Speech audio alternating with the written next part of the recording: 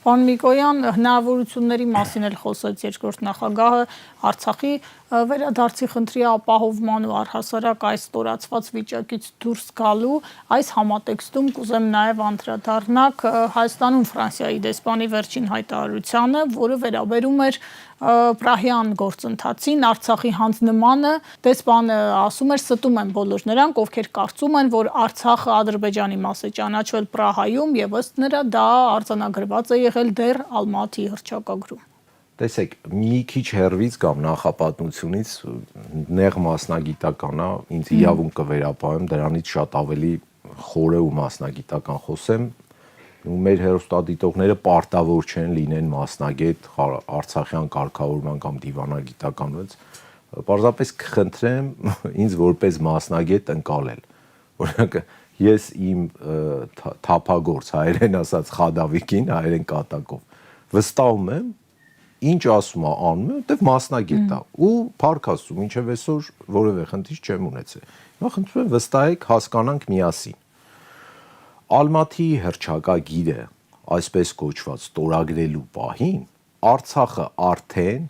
ԽՍՀՄ գործող բոլոր նորմերին համապատասխան դուրս է եղել ոչ թե Ադրբեջանից, այլ ԽՍՀՄ-ից։ Եվ Ալմատի հռչակագրում ուղիղ գրած է «Նամամենտ распада Советского Союза»։ Դա չի վերաբերում Արցախին, որտեղ Արցախը այդ պահին էլ ԽՍՀՄ-ում չէր։ Հիմա ապացուցեմ նաև ինչի։ Մերձբալթյան 3 պետությունները չեն ստորագրել Ալմատի հռչակագիրը։ Նրանք համարել են, որ իրանք ԽՍՀՄ չեն ու չեն ստորագրել։ Այսինքն Մերձբալթյան, ըստ սրանց ասելու, Մերձբալթյան 3 հանրապետությունները տարածքային ամբողջականությունը պահպանված չի, չեն ստորագրել Ալմատին։ Բայց Արցախը արդեն չկար ԽՍՀՄ-ում։ Ստորագրման պահին դա իրեն վերաբերելի չի եղել։ Եթե նույնիսկ ընդունենք, որ Հայաստանը ստորագրել է եւ կարող է վերաբերվել, Հայաստանի խորհրդարանը վավերացել է դա վերապահումներով։ Եվ Ֆրանսիայի դեսպանը ինձ թվում է, գիտեք, Ժոզեֆ Բորելից լավ, սա դաջվելու է, միջալոց սա է իշխանության վրա, դաջվելու է, դա դիվանագիտության դասագրքերում գրվելու է։ Ժոզեֆ Բորելը փաստացի ուղիղ տեքստով ասեց, Փաշինյանը Հայաստանի առաջին ղեկավարն է, ով ԼՂ-ն միանշանակ ճանաչել է Ադրբեջանի մաս։ Սրանից հետո հղում անելով Ալմատին, գիտեք, եթե ուզում էին Արցախը ճանաչեին, պատրաստ էին ճանաչելու։ Վստահ եմ, եթե Ալմատի եղած է չլներ, Նվարսակի պայմանագիրը կբերեին, ասեին Նվարսակում ցես տող կա։ Կամ կարող է ալնել, կարող է եղելա վառվել է այդ տողը, ջնջվել է բան։ Եթե դու պատրաստ ես շուտ բան տաս, տակը հաստատ թուղթ կդնեն։ Ալմատիի վրա հղումը դա դիվանագիտական անմեղսունակություն է։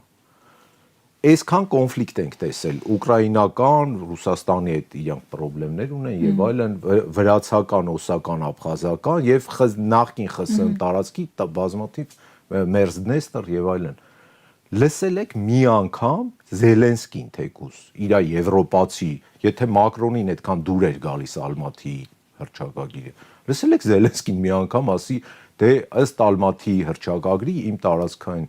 պարզապես դեմքին բարձր կծիծաղեն նույն եվրոպացի դիվանագետները։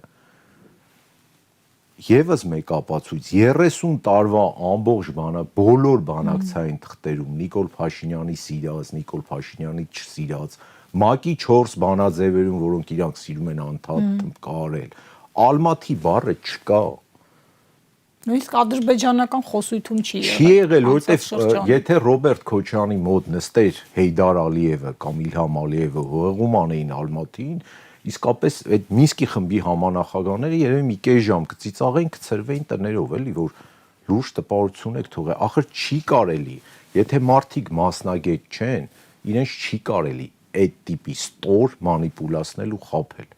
Գիտեք, որ մարդիկ հասկանան, պատկերացեք, ունեք հիվանդ հարազատ, ում սիրտը բուժելու փոխարեն բժիշկը բուժել է երիկամները, նա մահացել է։ Հիմա ձեզ գալիս ասում է, գիտեք, 91 թվականին Իրան մի բժիշկ խորհուրդ էր տվել երիկամները ստուգել, այո, երիկամները ստուգել պետք է։ Դրա համար ես երիկամները բուժեցի։ Չի կարելի այդպես ստոր ձևի խավել, նորից նույն հարազատիդ, այլ հարազատիդ կտաս այդ բժիշկին։ Ինչ վերաբերում է նոյեմբերի 9-ին կամ Արցախայցյան վերադարձին, Կա նոյեմբերի 9-ի թուղթը, որը դեռ գործում է, նախագահան ասեց, որ դա պետք է սկսել առաջի կետից եւ գալ 9-րդով մարդկանց վերադարձը ապահովելու։ Սրան զուգահեռ մի process էլ էր գնում՝ Մինսկի խմբի լուծարում։ Իշխանությունների նույն Մինսկի խումբը կոչված էր այդ կոնֆլիկտը, այդ բանը հարթել, նաև այդտեղ ապրող ժողովրդի իրավունքները պահելով, ինքնորոշման իրավունքը, որը որ մադրիդյան թղթով եզակի թուղթն է, որ OBSE-ի պաշտոնական առաջարկ է եղել։ Եվ Մինսկի խմբի լուծարման փաստարկ վերում է, որ դե գիտեք, դե իրար հետ չեն խոսում այդ երեք պետությունը, դե ինչ իմաստ ունի, իշխանությունների մաքուր բանն է։ Չէ, դե հերոստացույց չեք նայում, այդ պետությունները սկսել են իրար հետ խոսալ։ Ափալ-թափալ ինչի է Ադրբեջանի պահանջները սկսել են խոսալ, օգտվեք այդ հնարավորությունից։ Տրամփ-Պուտին ուղիղ դիալոգը կա, վստահ եմ շուտով լինելու է նաև Մակրոնի հետ դիալոգ։ Փոխվում է աշխարհը, եղանակը փոխվում է։ Այս ամառվա շոքին ձեր այդ հին դուբլոնկեքը հանեք, խաշվելու եք։ Բոլորին խաշելու եք ձեր